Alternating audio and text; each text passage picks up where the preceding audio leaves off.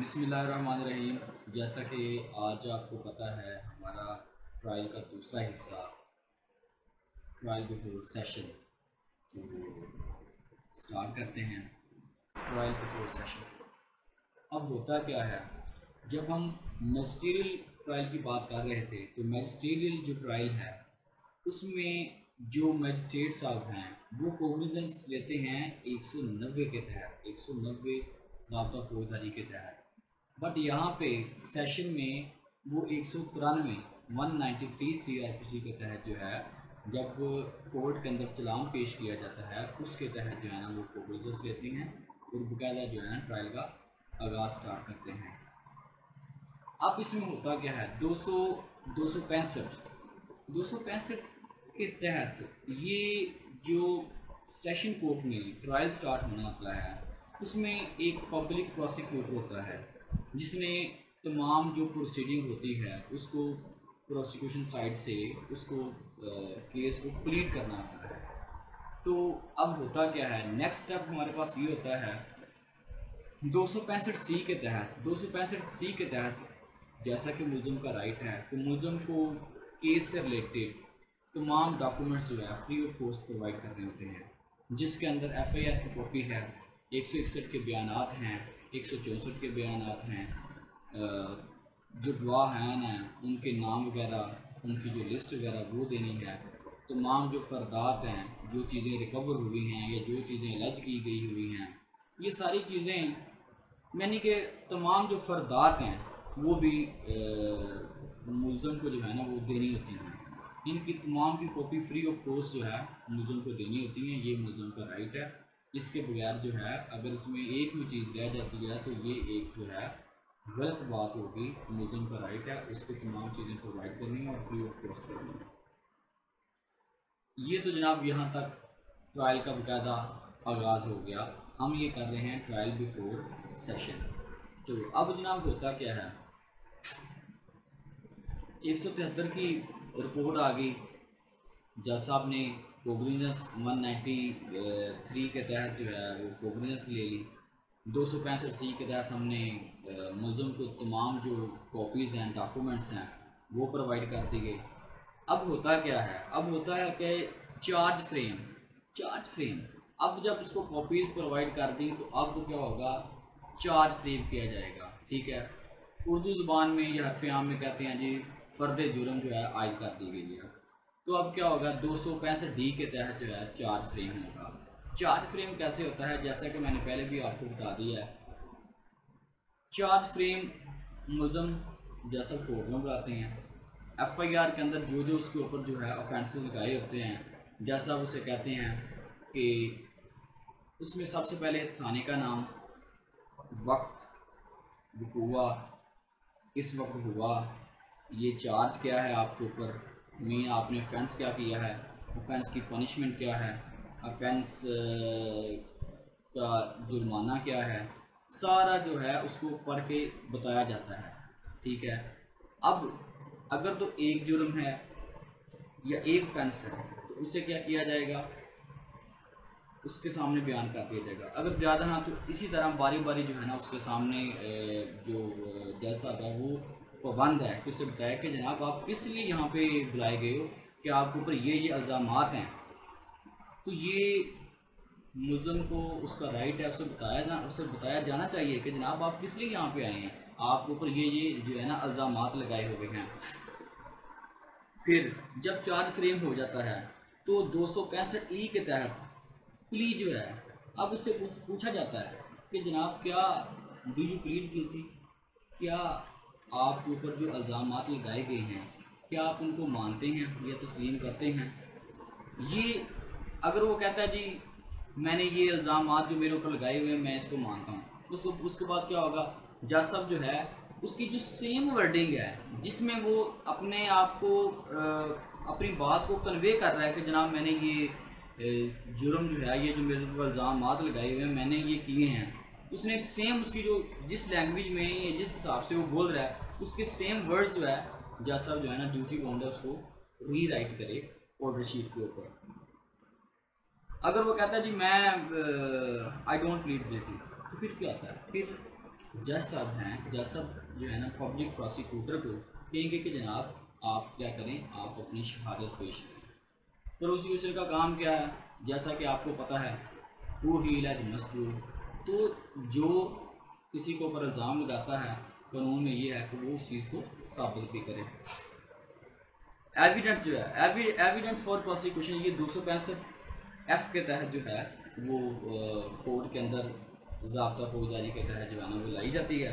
अब होता क्या, एविडेंस के ऊपर ये है, जैसा कि मैंने आपको पहले भी अपनी एक वीडियो में बताया था कि एविडेंस में लोग ये समझते हैं कि जितने ज़्यादा गवाह होंगे उतना ज़्यादा आपका केस होगा। ऐसी बिल्कुल बात नहीं है। आपने FIR ड्राफ्ट करते हुए जो रियल विटनेस है, चाहे एक ही है, आप उसको लिखें। आप ये मत समझिएगा कि मैं 2, 3, 5 गवाह जो हैं FIR के अंदर लगा कर तो मैं कहूँगा कि मेरा केस होगा। ये ऐसी बिल्कुल बात नहीं है। कोशिश करें रियल विटनेस हो। एक बात याद रखिएगा, एक बात ये कि सिंपल एक विटनेस और मेडिकल, ये जो मेडिकल लीगल रिपोर्ट होती है, किसी भी मुलज़म को सज़ा देने के लिए 2 चीज़ें काफ़ी हैं, रियल विटनेस और मेडिकल जो हुआ है। इसके लिए हमें ज़्यादा विटनेसेस की ज़रूरत नहीं होती। जब आप फेक विटनेसेस रखेंगे तो जो वकील दिफा है उसने क्रॉस एग्जामिनेशन करना है। क्रॉस एग्जामिनेशन में दूध का दूध और पानी का पानी हो जाता है। आपको पता है जो रियल विटनेस चीज़ बता सकता है वो विटनेसेस जो वकूए के ऊपर मौजूद नहीं थे, क्या वो बता सकते हैं? बिल्कुल नहीं वो बता सकते। तो हमेशा कोशिश किया करें केस में जो रियल विटनेस है वही जो है ना आप उन्हीं का FIR में नाम रखें। अच्छा, अब होता क्या है, अब होता है कि जब एविडेंस की बात आती है तो एविडेंस में सबसे पहले एग्जामिनेशन इन चीफ होता है। आपने जो आपके गवाहान होते हैं उनका जो है बयानात रिकॉर्ड कराने होते हैं। बयानात जब रिकॉर्ड हो जाते हैं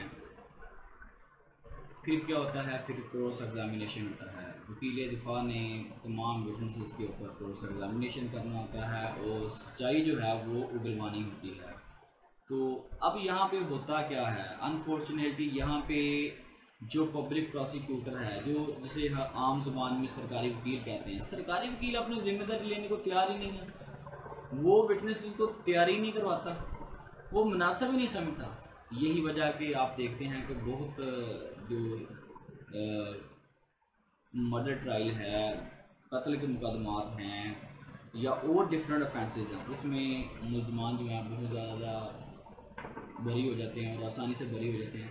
इसकी वजह ये है कि प्रोसिक्यूशन डिपार्टमेंट बना तो दिया उन्होंने, लेकिन वो अभी तक अपनी जिम्मेदारी लेने को तैयार ही नहीं है। उन्होंने कभी पेन ही नहीं ली, कभी उन्होंने तैयारी नहीं करवाई। तो गवाहान को मुकम्मल तैयारी करवानी चाहिए। उन्हें बताना चाहिए कि जनाब आपका ये बयान है, आपने as it is news on करना है, नहीं तैयारी करवानी। यही वजह है कि फिर आपके सामने है, फिर कहते हैं कि फलाना बंदा, फलाना जो मुलज़म है वो अदालत से बरी। जनाब आपने सरकारी वकील ने या आपने जो प्राइवेट वकील किया था उसने तो गवाहान को तैयारी नहीं करवाई। तो ये चीज़ है। अच्छा, ये तो एक ऐसी बात और लंबी होगी। अब जो है ना फर्दर हम ये करते हैं समिंग अप बाय प्रोसिक्यूटर। ये आपका जनाब 265G के तहत होना होता है। अब होता क्या है, अब जो सरकारी वकील है, ADPP है, उसने केस को क्या करना होता है, केस को समिंग अप करना होता है। केस को, जो केस के तमाम फैक्ट्स हैं, सारी चीज़ें हैं जो मुलज़िम के ऊपर इल्ज़ामात लगाए गए हैं, उसने जो है ना ये साबित करने हैं। उसने अपने केस को साबित करना है। उसने A to Z तमाम फैक्ट्स एंड फिगर जो है ना जैसा आपके सामने रखने होते हैं।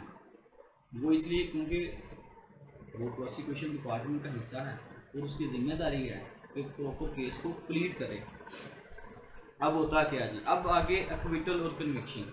लेकिन इससे पहले क्या होता है, इससे पहले ये होता है कि मुलज़म जो है 342 के तहत उससे पूछा जाता है कि आप बताएं आपके अगेंस्ट ही FIR क्यों हुई, या ये जो गवाहान आए हैं इन लोगों ने आपके अगेंस्ट क्यों गवाही दी। तो इसका जो इसका जो जवाब होता है ये वकील दिफा ने जो है ना बड़े अच्छे तरीके से तैयार करना होता है। इसी के ऊपर आपको प्रॉपर केस जो है वो बेस करना होता है। तो इस चीज़ का जवाब जो है वो वकील साहब जो है वो अपने केस में एविडेंस के दौरान सजेशंस की सूरत में वो पहले ही पुट कर चुके होते हैं। ये चीज़ होगी। अब इसके बाद क्या होता है, इसके बाद जो है केस में या तो जब तमाम सरकारी वकील अपने केस को सबमिट कर चुका होता है, तमाम चीज़ों को बता चुका होता है, मुकम्मल जो है वो बहस कर चुका होता है, अब इसके ऊपर क्या होना होता है, अब इसके ऊपर 265 जी के तहत अब होना क्या होता है, अब ये होना होता है वो उसने तो अपनी मुकम्मल केस को सबमिट कर दिया, अब वो होगा 265 एच के तहत 265 एच के तहत ये होगा या तो मुकम्मल बहस होगी, बहस होने के बाद मुलज़िम को या तो एक्विट किया जाएगा या तो जो है उसको कन्विक्ट किया जाएगा।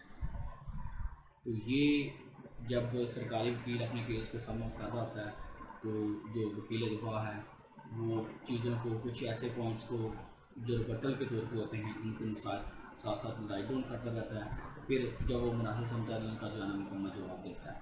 तो हमेशा पहले जो है जो सरकारी वकील है या इस्तिगासा के वकील हैं उन लोगों ने बहस करनी होती है क्योंकि इल्ज़ाम उन्होंने लगाए ना वो भी लगे, तो उसके बाद जो है ना हम रिबटल के तौर पे अगर हमें लगे कि ये चीज़ हमें बयान करनी है और हमने फिर जो है ना इसके ऊपर बहस करनी है।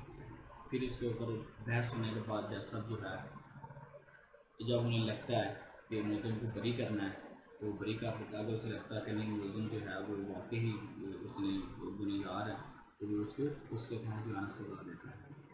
तो ये चीज़ें हैं, ये मैंने बड़ा ही सिंपल वे में आपको बताया है।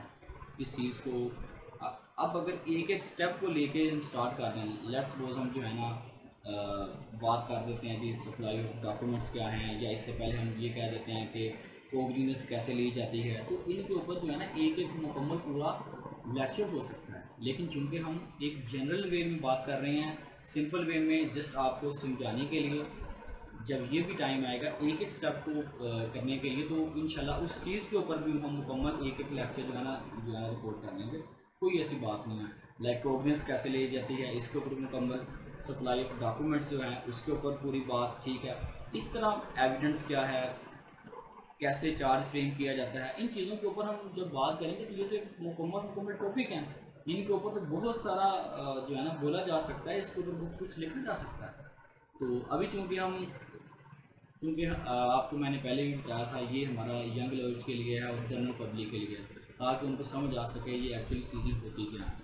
तो तब तक के लिए अल्लाह हाफिज़। अल्लाह ताला आप सबका हामी नासिर हो। इंशाअल्लाह ताला नेक्स्ट वीडियो में नए टॉपिक के साथ आपके सामने। Thank you.